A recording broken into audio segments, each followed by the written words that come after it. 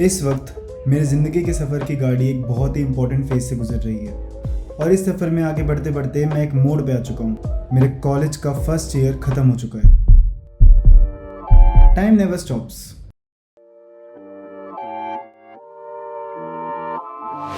Raps in my head, demon in my bed. Got a man when he round, leave my message read. Keep me pissed off, so I'm all addicted to it. Fuck me, got a bitch just like me. Used to call me ugly, wish you would, wish you could, couldn't. Carl Kenny sweated like he hood, jump a hood, run that's what a life I'm living. Had to pay the price to live it. Now I'm kicked up, feet on that dash for my scully on.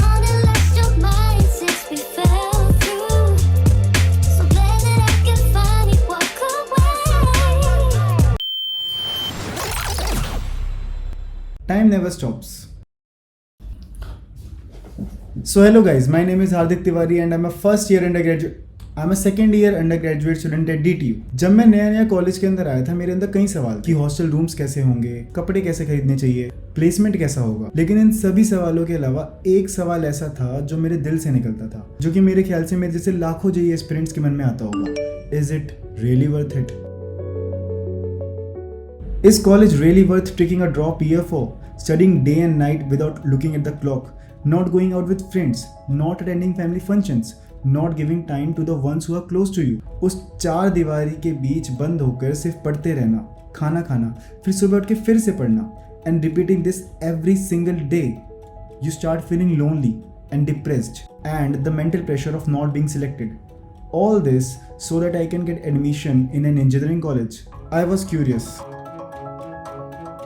But as I entered the college, मुझे धीरे धीरे मेरे सारे सवालों के जवाब मिलने चालू हो गए थे। After 2019 कि COVID-19 coronavirus, we the batch of 2024 was the first batch जिसका first year in terms of time and exposure एकदम normal था। 31st July 2023 my orientation and so-called first day of my college in which parents were also invited. So I was pretty nervous about it. I came with my mom and while the orientation I noticed something. In her eyes I saw that she was very happy, and later on that day she also told me that she was proud of it, and I was so happy after that. My home was 40 to 45 minutes away from my college, so I didn't seek a hostel or flat. I was a day scholar, but I never reached home on daytime.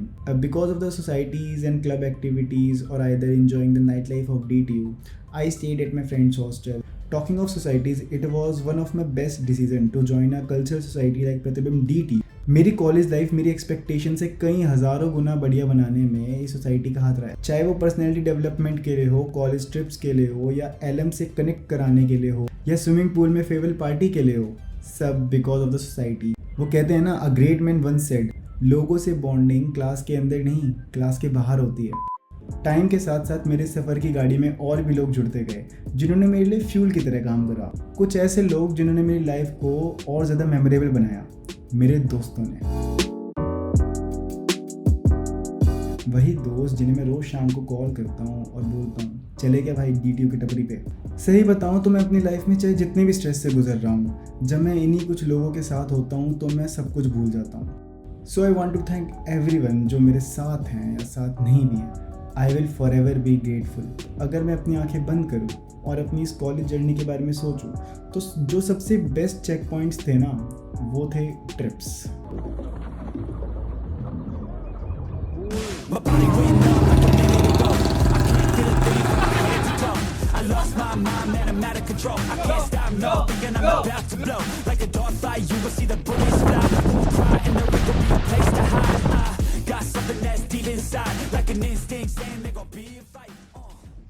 मैंने total 4 trips करी, उसमें से 3 society के कारण college की तरफ से और एक सेल्फ प्लान्ड विद फ्रेंड्स। और इन सभी ट्रिप्स के अंदर मैंने खुद को थोड़ा थोड़ा करके एक्सप्लोर करा और कुछ ऐसी भी चीज़ें करी जो मैंने शायद सोचा भी नहीं था कि मैं कभी करूँगा। I made some unforgettable memories which I can never forget. उन पहाड़ों के बीच में नदी के किनारे बैठ के चाय पीने से लेके रात के 3 बजे IIT बॉम्बे की डेंजरस हिल में जाने से give me hell of experience. अगर आप कॉलेज में आ गए हो या आने वाले हो तो मेरी आपके लिए बस एक एडवाइस रहेगी कि जितना हो सके उतना ट्रिप पे जाना, जितना हो सके। वो क्या है ना, ये कॉलेज का टाइम फिर लौट के वापस नहीं आने वाला। तो मेरे ख्याल से आपको उस सवाल का जवाब तो मिल ही गया होगा। लेकिन जैसे हर क्लास में कुछ बैक बेंचर्स होते हैं, वैसे ही कुछ मेरे व्यूअर्स भी होंगे, तो मैं उनके लिए खुद बता भी देता हूँ। Yes, It is worth every bit of your hard work. Every inch of effort you put in can make a big difference. ये प्रिपरेशन का टाइम कभी लौट के वापस नहीं आएगा. ये एक फेज़ है. इसके हर हिस्से को एंजॉय करते हुए चलो और खुद को बेटर करते रहो. एक बार जब आपको कॉलेज मिल जाएगा ना, then you will realize it yourself that it is all worth it.